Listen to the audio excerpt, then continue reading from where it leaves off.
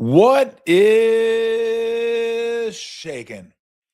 Hope everybody's doing. It's rainy. It's raining today.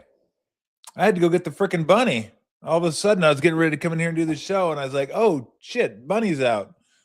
Gotta get the bunny. Bunny was out for 2 hours a day. Bunny was not thrilled with me. I think Bunny thought, "What? I look like a pussy? Like if I'm a bunny, I can handle the rain." I'm like, just in case let's just get you in. I was not expecting rain today after 80 degrees last week, and then rain this week, and then close to 80 again. Weather's wild. Like this weekend when it's 77, that's when I say yay global warming. Like right now, boo global warming. So it's give or take. I have a love-hate with global warming. I figure, hey, we've just hooked up with the head coach of the Golden State Warriors, Stephen Douglas Kerr. Hello, Stephen. Hello, Thomas. How are you? How are you? Fantastic. What you got like a mock turtleneck kind of thing going on today. Yeah, just yet another quarter zip. I think I own, 30. You've cornered the market on quarters. Yeah. I have quite a few. Oh my goodness gracious. Obviously I want to talk a lot about the Cats and Arizona and the Final Four and all that kind of stuff. But a couple of things I did want to ask you about. I saw where Steph's getting close to going 5-on-5 or practicing. Give me the status update there. Yeah, he played 5-on-5 today, actually. Okay. With some of the young players and some of our coaches, and so he's he's trending in the right direction, and we'll see how he's feeling tomorrow, and it'll just be kind of day to day from there. When let's say when he comes back, I don't know when he's coming back. We'll find out when it happens. But do you anticipate a ramping up period, like minutes restriction, or so close to the end of this? How do you decide how you're going to handle that? Yeah, we'll decide that when we get there. I mean, we're literally taking it day by day. But he had a good day today, and hopefully. Everything goes well tomorrow, and then he's got to keep playing. He can't, he's not ready to go out into a game coming off one scrimmage. So, but like I said, it went well, and if it continues to go well the next few days, then we'll definitely play him. He wants to play. We want him to play, and and Rick feels good about where he is. Then there's no reason to hold him out.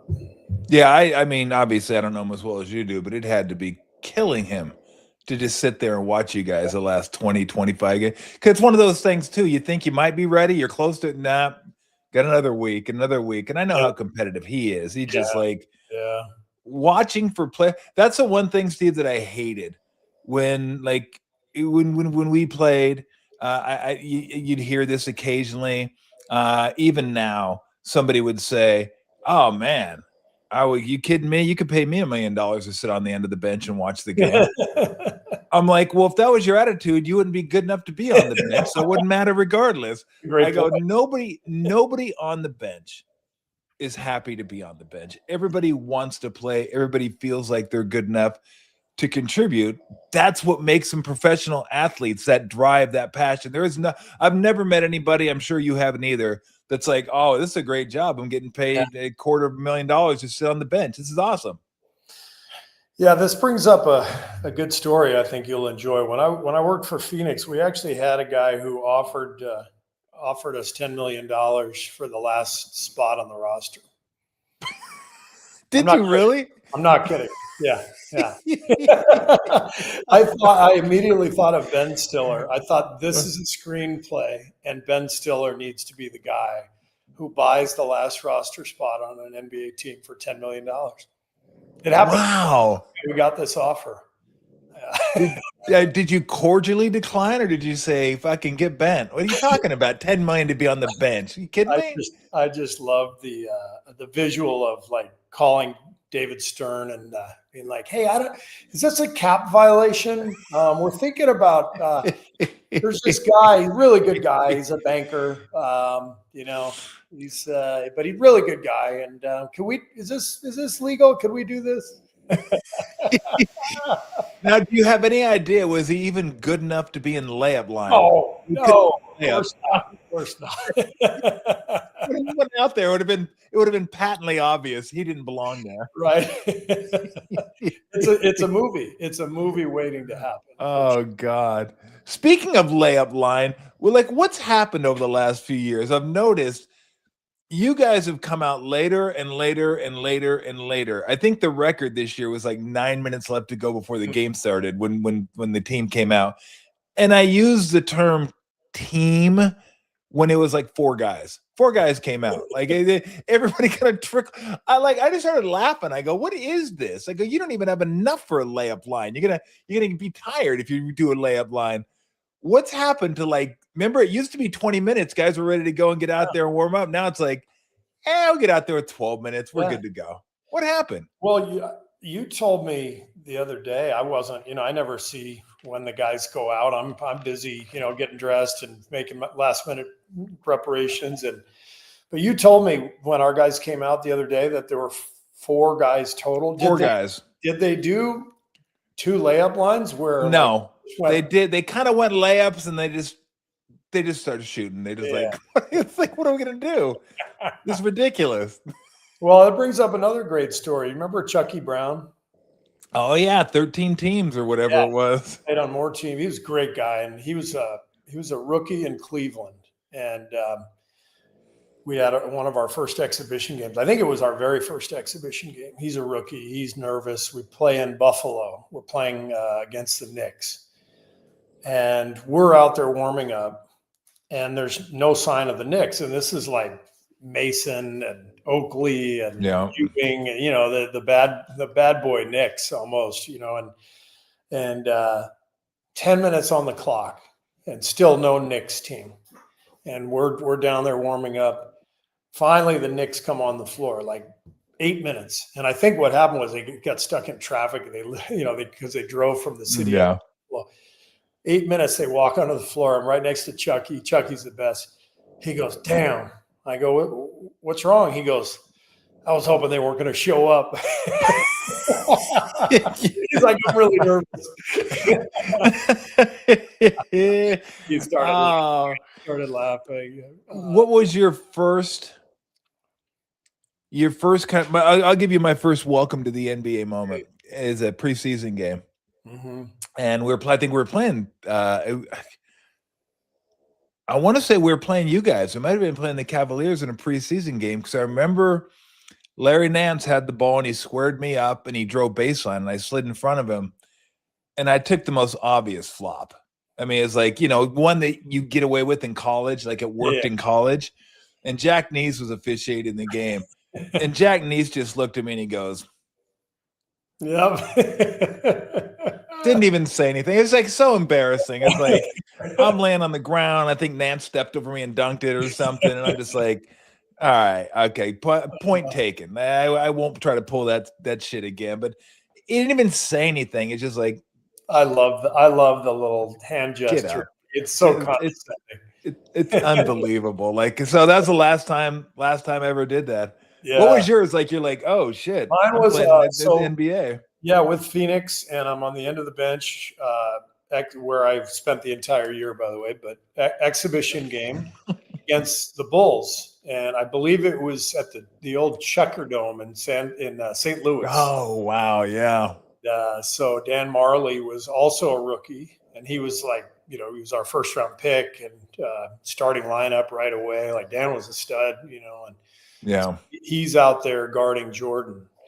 And I'm on the end of the bench. I'm not. There's no way I'm even going to get in the game, And Jordan got the ball right in front of our bench, and those huge hands. He's palming the ball, like kind of wagging it right in front of our bench. And he turns.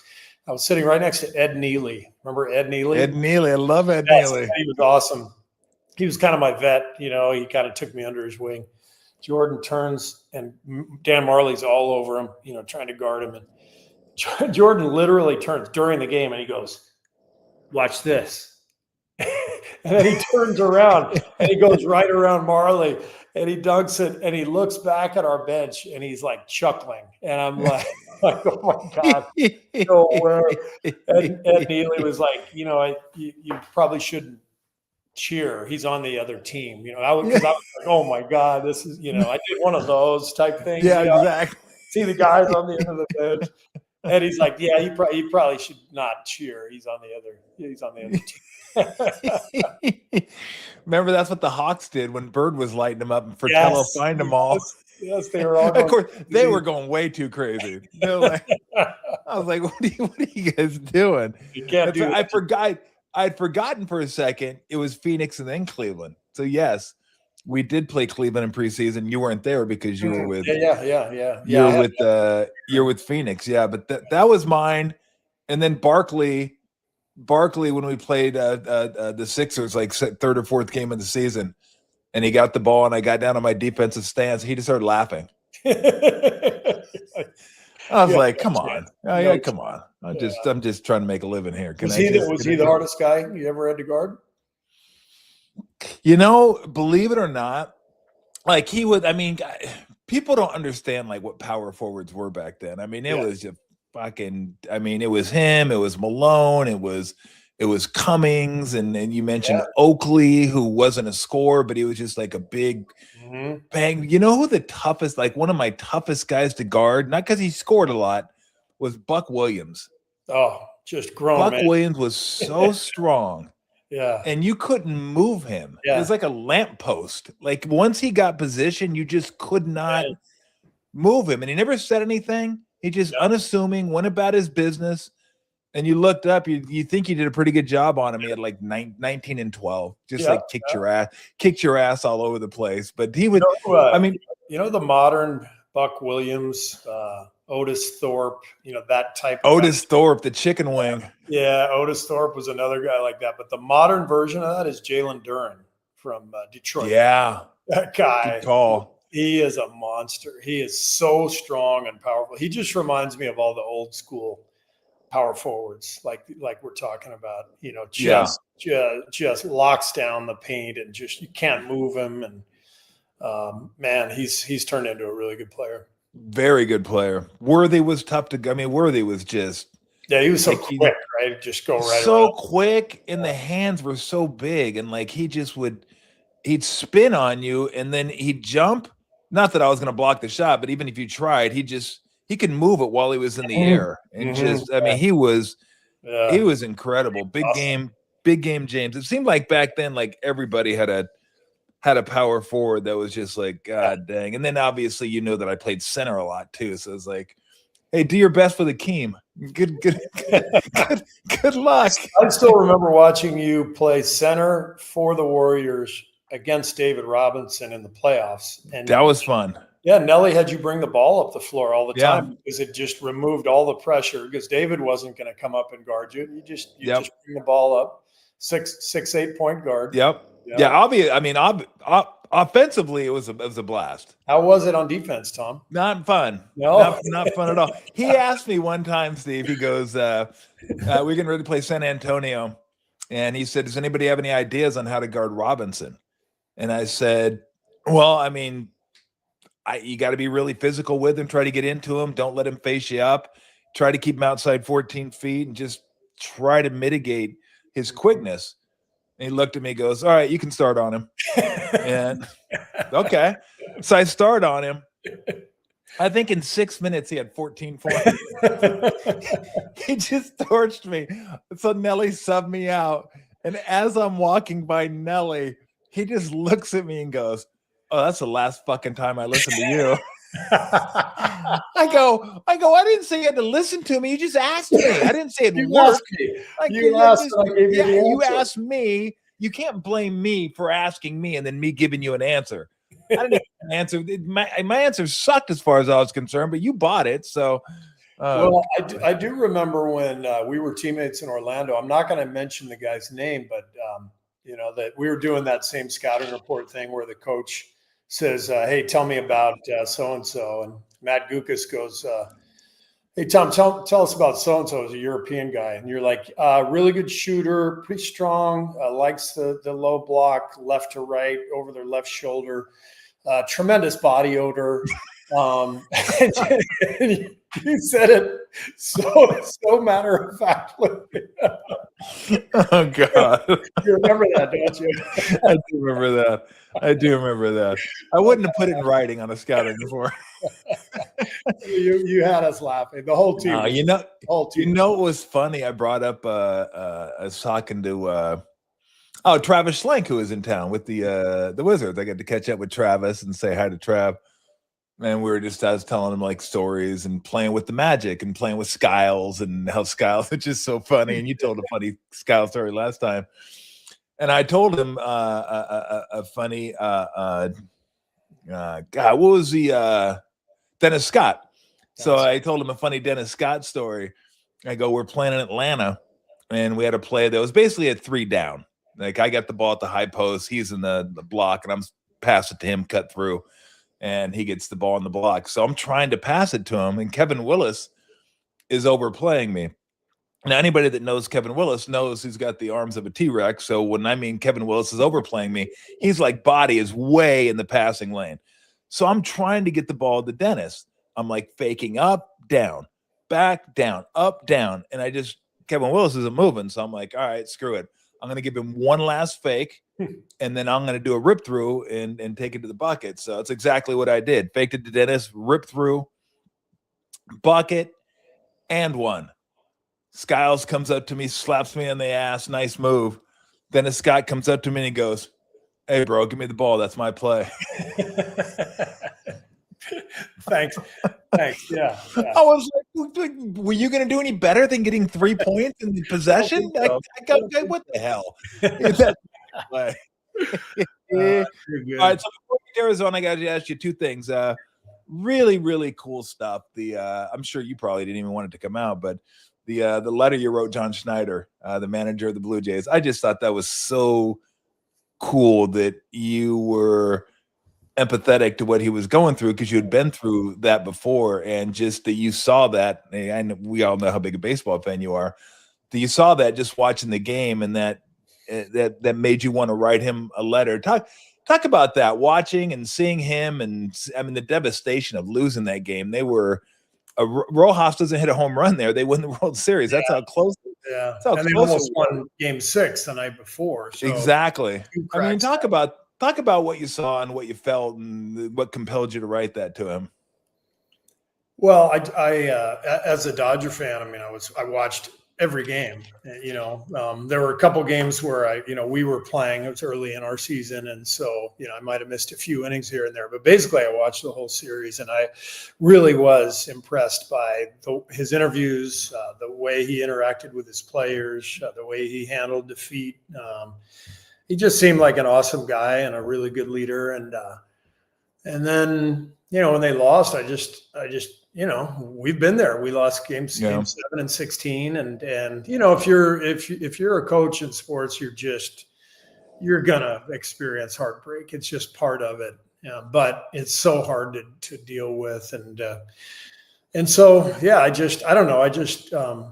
I thought I'd just write him a note to tell him how impressed I was with him. I didn't expect it to be public, but he texted me the other day. We texted, and so I'm hoping to meet him sometime. He seems like a great guy, and but it was just seemed like a good thing to do. Yeah, no, I mean that's super cool. It really is. I have expected you at the end of the note to go, "Kapow, motherfucker, Dodgers won." No. I'd have to know him a little bit better. Yeah, that probably would have been rude. That would have been rude. What did you think as a former? And I'm going to ask you a couple of questions on this, so we'll see how well you know your NBA coaches of the year. You've won an NBA Coach of the Year once before. What did you think of Joe Mazzulla saying it's a stupid award? He might be the angriest coach. He's like underrated angry. He's funny. He is. I love Joe. He's a great quote. He just it all seems genuine too. He's just no nonsense, and but he's a really good coach, and he 100% deserves to be in the one of the finalists for that. Yeah, that award. But I loved it. Like it's And I think he started. I read the article, and he was like, it started out by saying, those coach of the month awards are worthless. Yeah. And so I just found it very amusing. But I like that. I like that about Joe. He's no nonsense. But it isn't. I mean, it is a worthwhile award. Yeah, I think it's. Yeah, I mean, we have to agree it's a worthwhile. Yeah. Now, I don't buy into it a lot because I'm not. Because here's the problem I have with it. You've won 4 championships. You've won 1. Phil's won 6, 9. He's won 1. 1? I think 1. Right. Wow. I don't think Phil has won with the Lakers. I think he won 1 with the Bulls when he won 72. I think when you won, you guys won 73. So, I mean, what are we judging it on? Are we judging? Because we always seem to be judging Coach of the Year on who does the most with the least. Mm-hmm. So we're asking the writers to assess who has the least amount of talent. We're turning them into scouts. Like, okay, expectations weren't high for these guys. Mm-hmm. Well, you guys gave them the expectations. Maybe you guys screwed up in giving them low expectations. So now they've exceeded them, and you're like, well, hey, that guy's Coach of the Year. We give him Coach of the Year. Yeah. Somebody asked me when I was working for NBC, who do you think Coach of the Year should be? And I go, whoever has the most wins. How can you do better than that? How can you have the most win? How can you do better than having the most wins in the league? That's kind of the goal here. So I don't know. I don't like the fact that we ask writers to assess talent and the people that vote for it to assess talent and who did the most with the least. That's the part. I think it's a worthwhile award. I just don't like that part of it. Well, the other part of the media voting on these awards is that a lot of players, their contracts depend on being named first team, All-NBA, second team. So in effect, the media is determining, what a guy's max contract would be.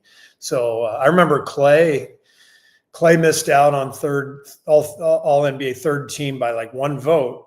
And so, I mean, we're not worried about how much money Clay has made, but cost him a lot of money because he didn't that third team. And I don't know exactly how much, but it does seem weird that the media and their voting can determine player salaries. I don't. Yeah. I don't love it either, but you can't.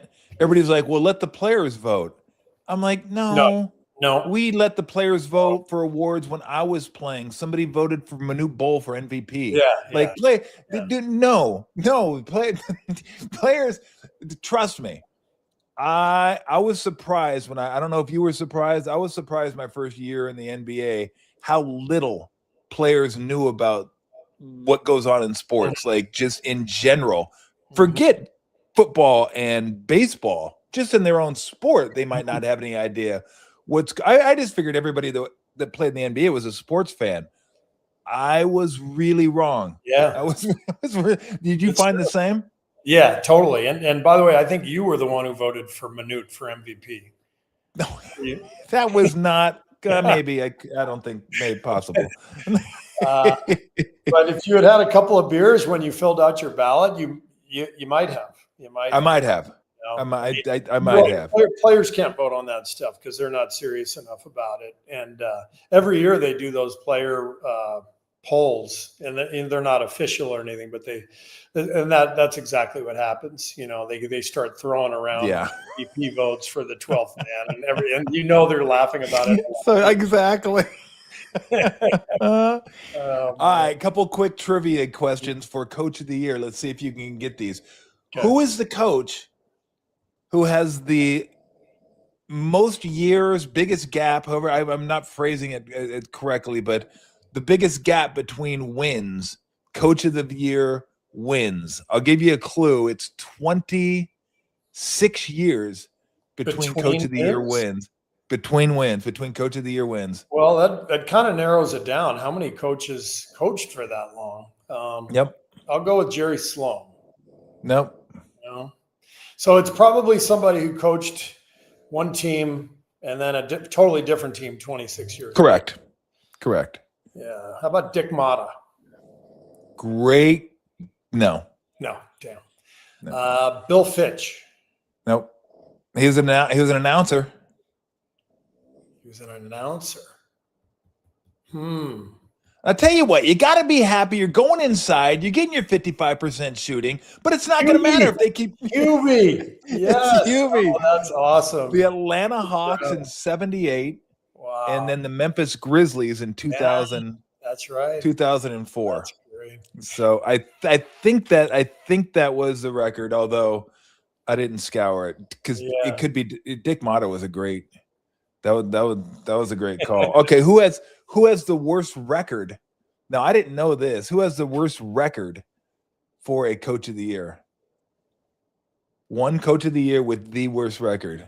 And can you tell me how many wins? 33 wins. 33 wins? Anyone 33 wins. Yep. Man, the rest of the league must have had lousy seasons. Well, the expectations were they're going to win 15. Yeah. So they said, "Oh God, what a great job he did." I have Johnny Red Kerr. Oh. I thought the same thing you did. I go, how's somebody win a coach of the year with 33 wins? That's ridiculous. So I looked it up. Johnny, rest his soul. He was in Chicago doing TV when I played for the Bulls. Was he? Yeah, and Johnny was awesome. But he loved to have a good time. He had a restaurant, in every city, and he'd be out, having a couple beers. And every once in a while, with the same last name, I would check out of the hotel and I'd go, "I'm sorry, but there's a $330 bar tab. I didn't even go to the bar." And it was red. It was Johnny. So they just got the wrong Kerr. Oh, that's hilarious. Several times, but that's hilarious. He loved going to the hotel bar and just holding. So he won it with the Bulls. They were an expansion team that year. That's why he got it, because he led the expansion Bulls to the playoffs. Yeah. With a 33 win record, which is pretty cool.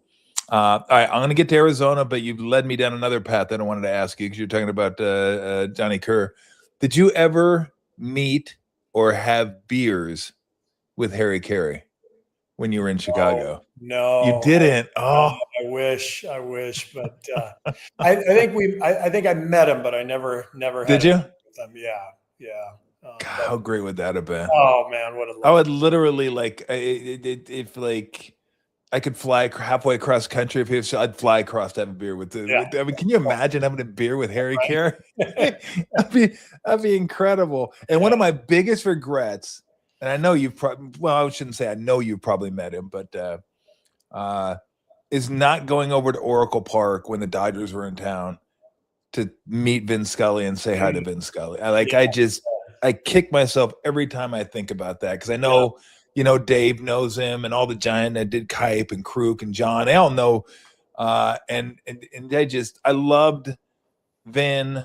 I loved listening to him. I loved watching him. I had a chance to go over there and just say hi and introduce myself. I wish I would have. I kind of messed that one up. You've probably met him, haven't you? I met him because he lived in Pacific Palisades when I was growing up. Oh. There. Yeah, and so every once in a while we would see him, walking around town, and of course, my buddies and I, we couldn't resist. Of course, very pleasant. Good afternoon to you, Vin. He'd give us the wave. He'd probably chuckle and then muttered like "stupid kids." But he was the nicest man, and so we went to school with his kids, and he was. He was always hanging around the Palisades, and then he was the voice of my childhood. I mean, back then there were the home games weren't on TV; only the road games were on TV, and so everything was about the radio. And one of my great visuals of my childhood was going to the beach in the summer. And, you'd go on a Sunday, my family and I would go all the time, and there'd be families up and down the beach with their transistor radios on listening to the Dodger game. And you just hear Vin's voice everywhere. And these days you don't hear the radio anymore because everybody's got everything on their phone. But that was pretty cool. not a bad way to grow up. Sitting on the beach, listening to Vin talk about a Dodger game. It's not bad. No, that's not bad. Do you remember getting a little transistor radio and putting it underneath the Oh yeah. covers and like, Oh, yeah, I yeah. did. My I did the brother and same I thing. in our room, we couldn't, we weren't supposed to be up, and Yeah. we'd have it under the pillow, and mom and dad's coming in to check on us, turn it down real quick. Yeah. You guys, you and Jeffrey do that too? Well, I did. Jeffrey was 10 years younger than me, so Yeah. he wasn't really. I don't think he was really into it. And by the time he kind of got into, he was never as into sports as much as I was. Yeah. But by the time he kind of got into it, I was already 20, 21. Yeah. I was gone. But those were, and that's the one thing I talked about it last week, Steve. Like, I love about baseball. I love watching baseball anyway, but it's a companion sport during the summer. Like, it's always there with you. You turn it on at night. You listen to it on the radio, driving in your car. It's like, if you get 4 months of baseball, that's the beauty. That's the beauty of baseball. Yeah. And especially when you have good announcing crew like we do here with the Giants. Those guys are awesome.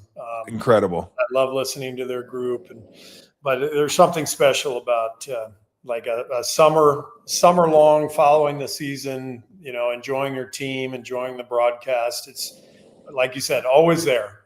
Yep. No, they got Ohtani pitching tonight. Is that right?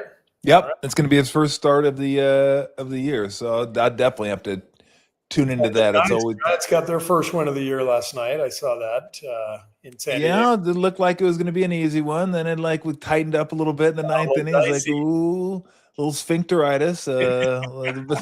Votella gets his first win though. So give me your thoughts on the Arizona team. And I mean, I've talked about them a lot. Why they're so enjoyable. What makes them easily embraceable. Give me your thoughts on the team and Coach Lloyd and just the whole deal. I love that it's old school basketball. They really own the paint. They don't really turn it over. They take care of the ball, and they don't really shoot many threes. And it kind of goes against the modern basketball philosophy. To me, watching them has really exposed the difference between the college game and the pro game. The pro game is so 3-point happy. And you do have some coaches, who are really leaning into the threes and shooting a ton of threes. But yeah, Tommy's kind of old school. They're pounding everybody inside, scoring 1 million paint points, controlling the game at the foul line and defensively. They may meet their match though in Michigan. That team is enormous. Ooh, man. And they do shoot threes. So they do. I'm a little nervous about the matchup, but really excited that we're in the Final Four for the first time in 25 years. It's awesome. No, I know. What do you mean some coaches are leaning into threes? You're one of them, motherfucker. Guilty as charged. Some coaches, I don't know who they are. They're around here somewhere. Oh, God. What were you going to say? I was going to say it may change a little bit with Porzingis, even though he does shoot threes. God, he's got the easiest 3-point shot I think I've ever seen. It's like 25 feet, and he's just tossing darts. Whoosh, whoosh. But he's also shown the ability to get inside too. Yeah. And that's what he did in Boston. Like when people would switch everything against the Celtics, he'd just go to the nail, foul line, post up, shoot that turnaround 15-footer. And he's money in that case. And we're really leaning into him now, without Steph, without Jimmy. Kristaps is the guy who can create an advantage for us, a rotation. So if we play through him, he takes great care of the ball. He's really quite a weapon. It really does get me excited about, Steph's possible return. But then I can't help but think about, man, if we had Jimmy and Steph and Kristaps together, that would have been really nice. But that would have been fun to see. Was not meant to be this year. Yeah. No, hopefully next year at some point, if the stars align, all three of them will be together. So when you look at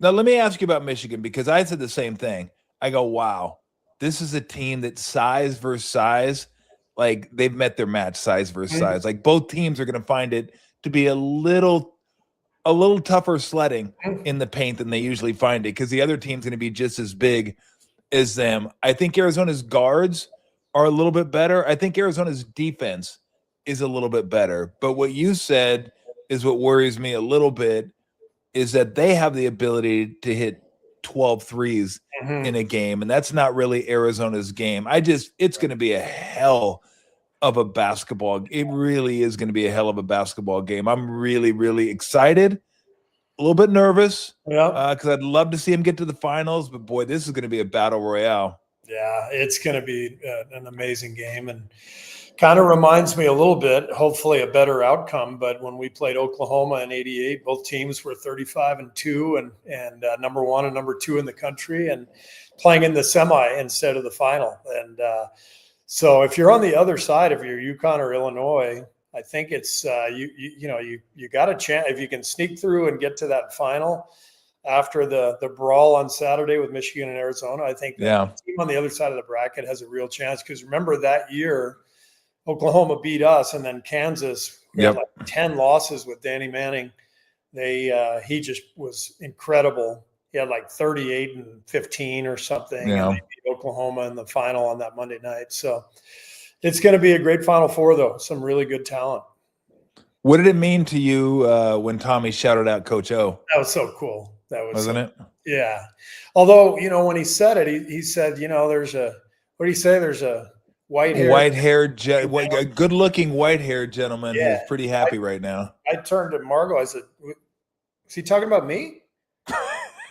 No, sorry.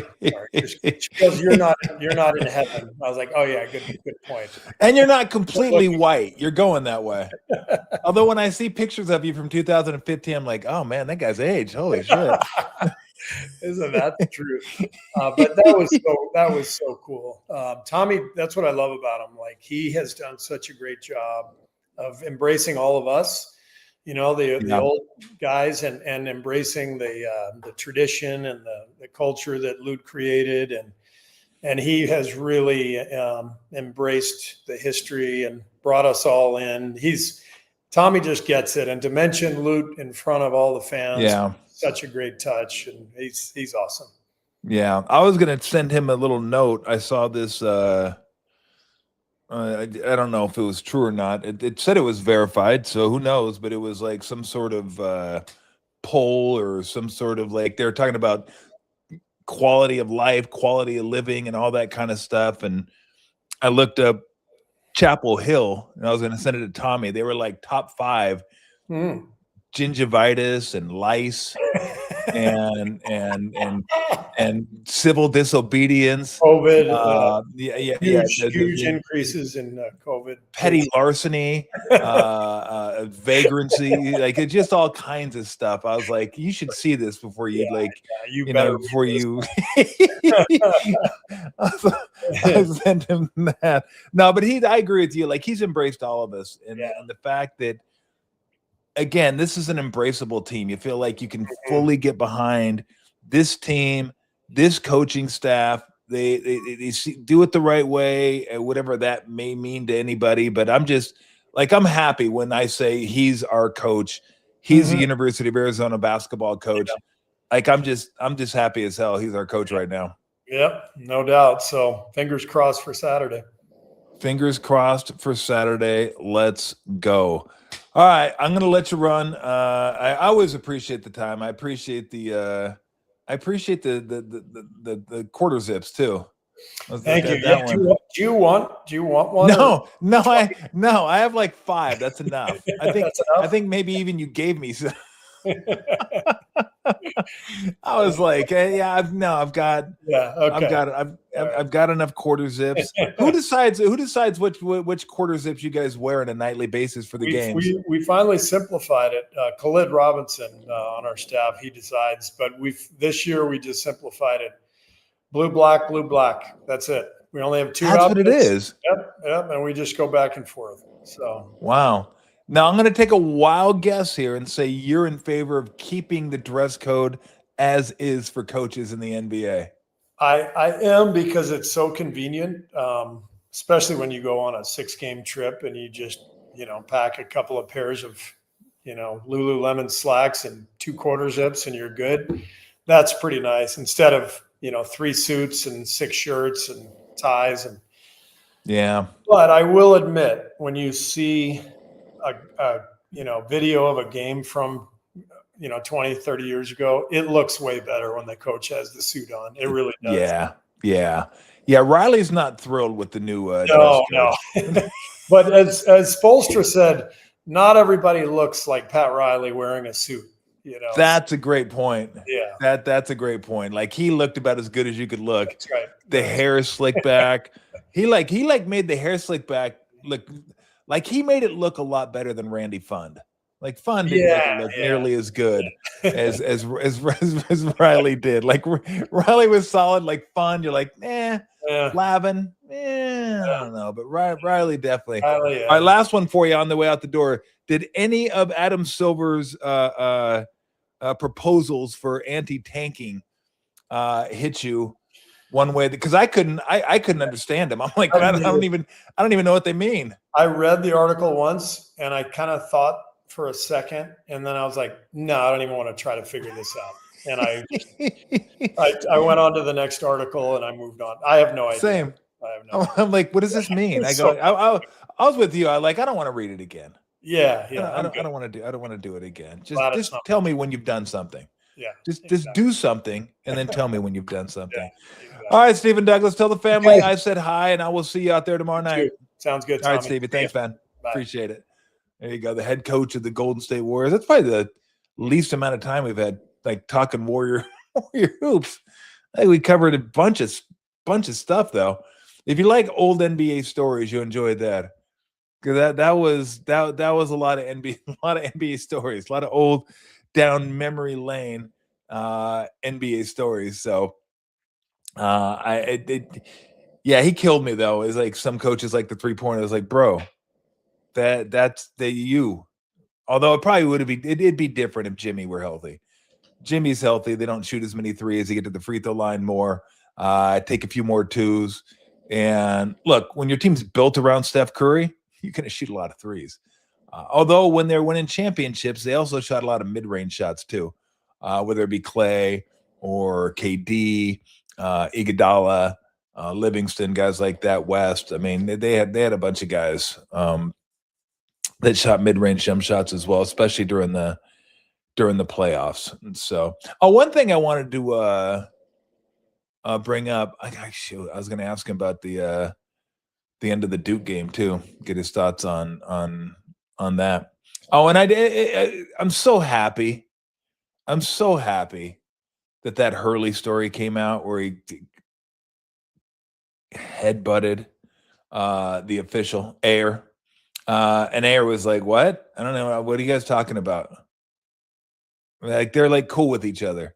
So it was like a huge nothing burger that everybody was trying to make a big deal out of. I was like, oh God, that was like, because it looked like, Dan Hurley being psycho and like kind of, but he's like, no, we're good. We're good. We've been good. We're always good. We're like joking each other during the game. We're like, so he goes, he just stopped by to tell me there's probably going to be 0.3, 0.4 seconds left on the clock.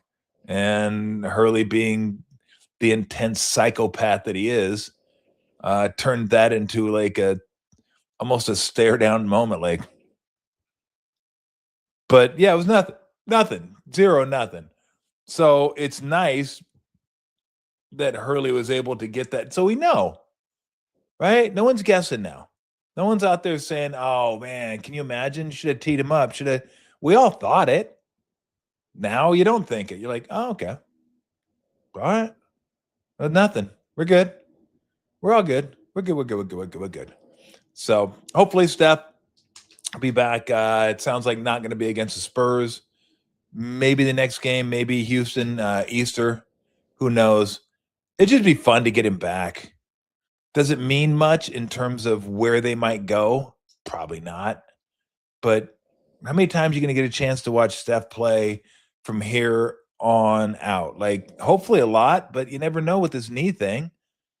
So he's one of the greatest players of all time. You want to watch him play. I was kidding last game when I told Tim, I go, Steph owes it to us. Get your ass back out there. It's a lot more enjoyable when you're playing. Get on the court, play. We need to be entertained.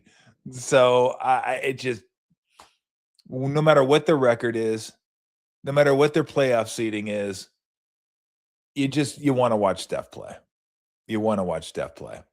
And so, what was the other thing I was going to mention? Oh, we can get into this next week as well, but it's going to be an interesting Rookie of the Year vote between Con Kneppel and Cooper Flagg. How did Duke lose last year? By the way, you have 1-2 in Rookie of the Year. Oof. Duke's got some demons in those closets, like demons. Like, ooh, man, rough. But that's going to be an interesting vote between Cooper Flagg and Con Kneppel. So we'll talk about that next week, like who I would vote for. I'm not going to do it next week. We'll do that next week. So I did mention with Steve that Ohtani pitching tonight. That's always something to don't take that for granted. A guy that can hit and pitch and doing it in the same game. Like, not like I take much pleasure in watching the Dodgers play. I'm not Steve in that regard. But I mean, there's one of one. And he's incredible at both things. So when you get a chance to watch him, you got to take that opportunity. And it's okay. You just root against him. I root for the Guardians tonight. Root for the scrappy Guardians against the Dodgers. They took them down last night 4-2. Giants get their first win last night 3-2. It looked like it was going to be like just, hey, hand ride all the way through. Jackson Merrill 2-run home run. And I'm still not sure about Walker as a closer. Seems like a good dude. Stuff seems good. It just, I hate that slider going into lefties. It reminded me of the Sergio Romo slider. It's a lot harder, a lot stiffer, but it just seems like the left-handed swing and the way it's coming in. So we'll see. Not like they have a ton of options, but we'll see. I'm just not optimistic. Maybe that's why they didn't name him their closer. He's not their closer, and maybe they'll go in a different direction. And so we'll see. But yeah, that wasn't great. But get your first win. Vitello gets his first win. Everybody can breathe a little bit easier now. Although it's not like you lit it up. You got 3 runs. So at some point, the offense will get going. I'm going to keep saying it till it does. It's got to get going at some point. All right. We got any questions, comments? We can do that. We can take a few of those before we get on out of here. And what do we got? Bill? Like, we just had Bill on. That Bill? It's been a while. It's been like 5 days. We just had Billy Martin on. Again, I don't know. Maybe I'm missing a different Bill that we're talking about. Did somebody just like ring the doorbell? I don't know. Somebody else can get that. I got a doorbell going on. I got a snoring dog. Adam, I agree with you. I agree. Right now, they're close. It's really close, but Kneppel's team's winning. Kneppel's team's going to be in the play-in. Kneppel's team is 6 games over 500. So that's who I would go with right now. It's just winning's got to mean something.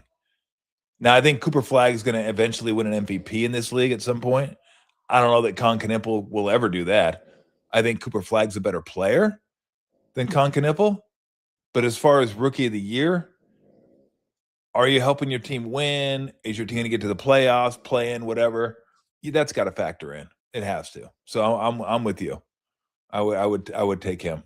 And it's not like the gap between their years is wide. Like, they both had really, really good years. But I agree with you. Are we looking at the next to last? I don't know. I mean, I have no idea. I think if he is relatively healthy, I mean, he could probably play another 4 years, 3, 4 years. I mean, this guy works and he's always in great shape. You watch him. I mean, after games, I'll go say hi to Steve after the games, walk through the weight room. This dude's putting in the work. A lot, everybody else is too. Uh, but he's a shooter. Like those guys age differently than guys inside. But how many miles does he put on those ankles, on those knees? He moves so much. He runs so much. All the extra games he's played in the playoffs. Like I would love to see a stat showing how many miles he's run in his NBA career. It'd probably blow you away. So I don't know. Is this like runner's knee, like a thing that's like always going to be there? Does a summer take to kind of alleviate it? Can you get rid of it altogether? I don't know. I don't know the answer to these questions. I know he loves to play, wants to play, but we'll see. I mean, that's just I couldn't even answer that. Not sure about Walker either. Yeah, I mean, yeah, he could have. He could have. I mean, it's possible. Uh, Again, I'm not going to read too much into it.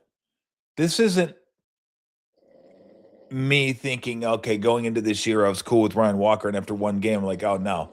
This goes back to last year.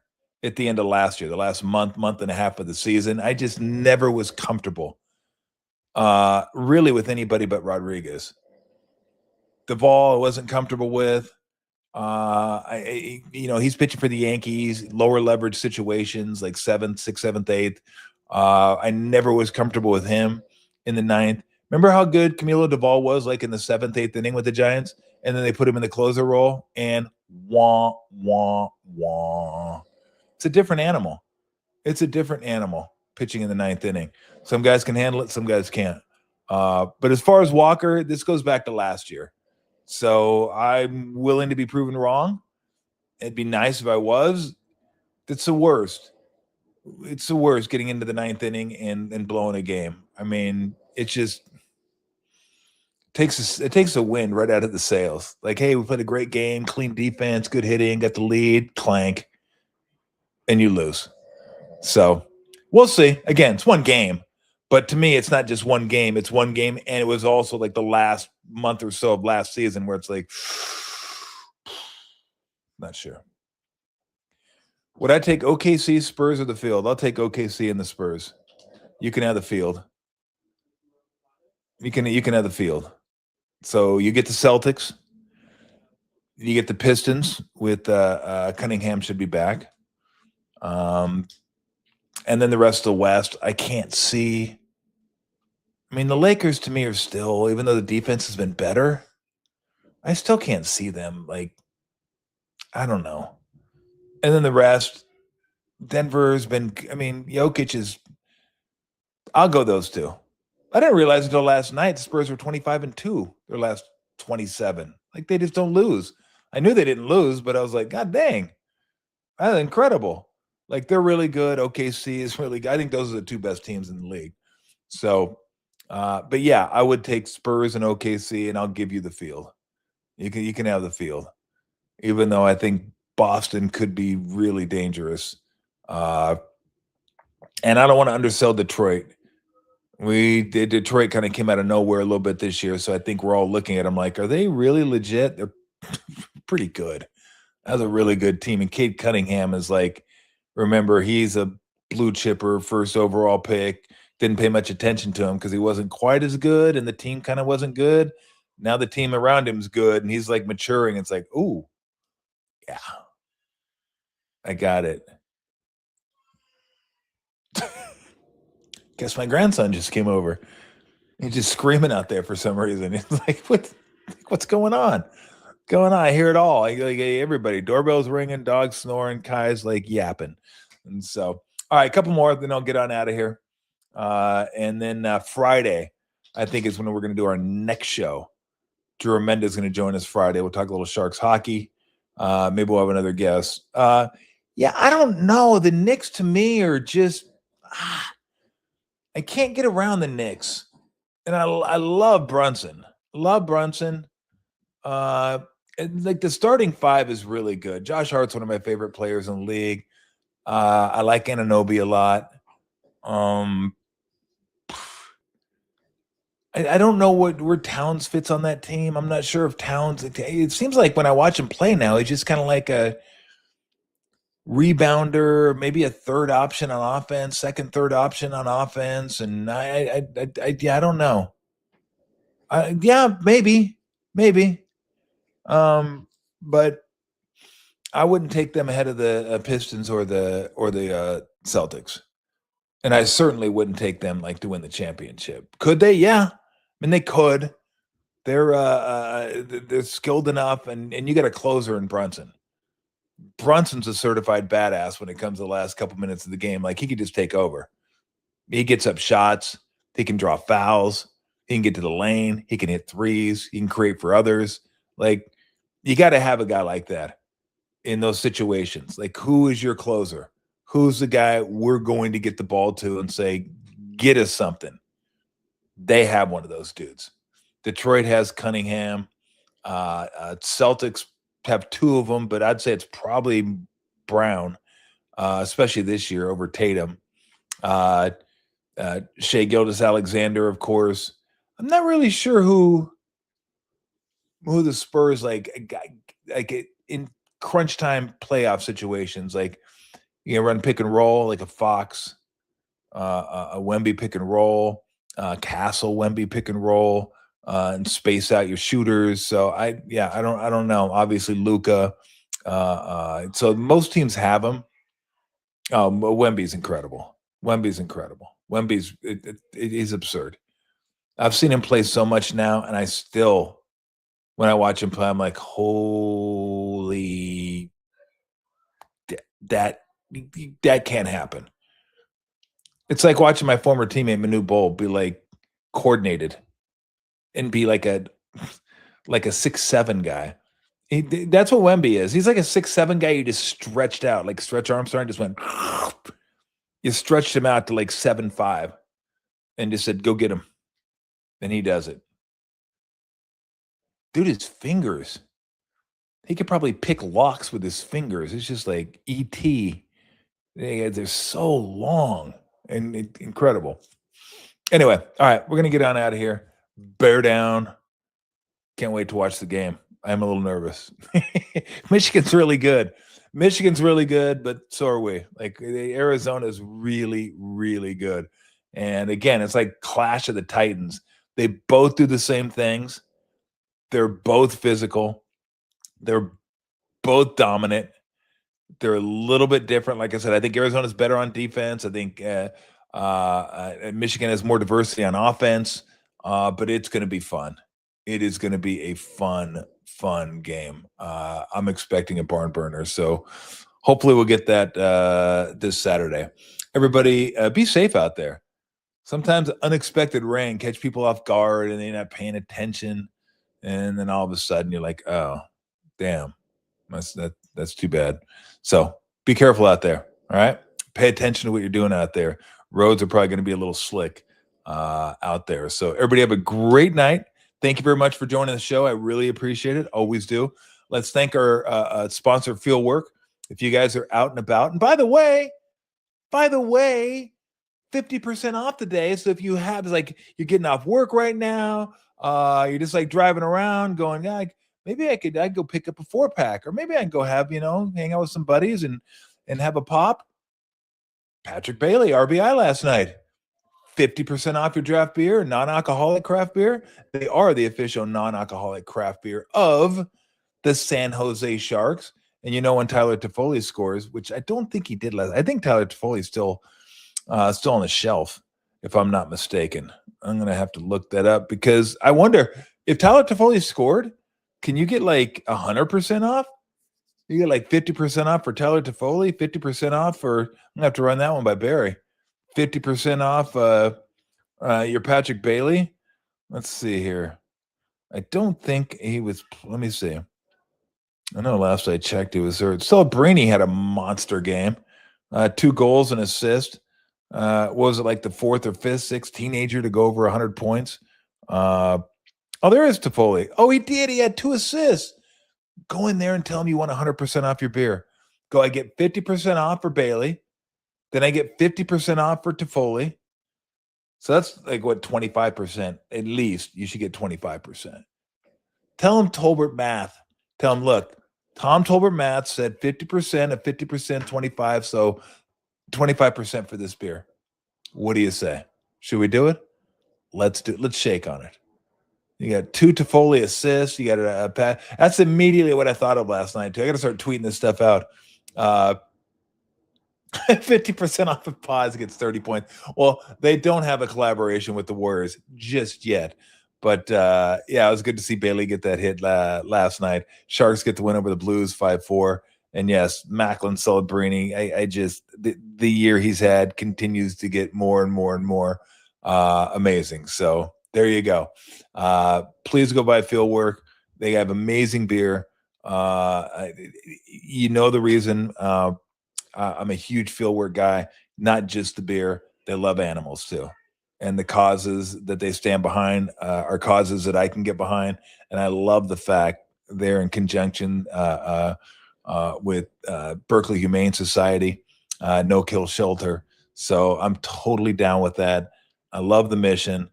I love the beer. I love that they love the animals. So of course it's natural for them to be our sponsor. So head on by Fieldwork, get yourself at a minimum 50% off. I think it should be more. I think it should be more, but that's not up to me. Tom Tolbert said it should be more, and you'll see what you can get. So thank you for joining the show, everybody. I really, really, really appreciate it, and we will talk to you on Friday. See you. And remember this, Tommy T, cash and tickets is what it's all about.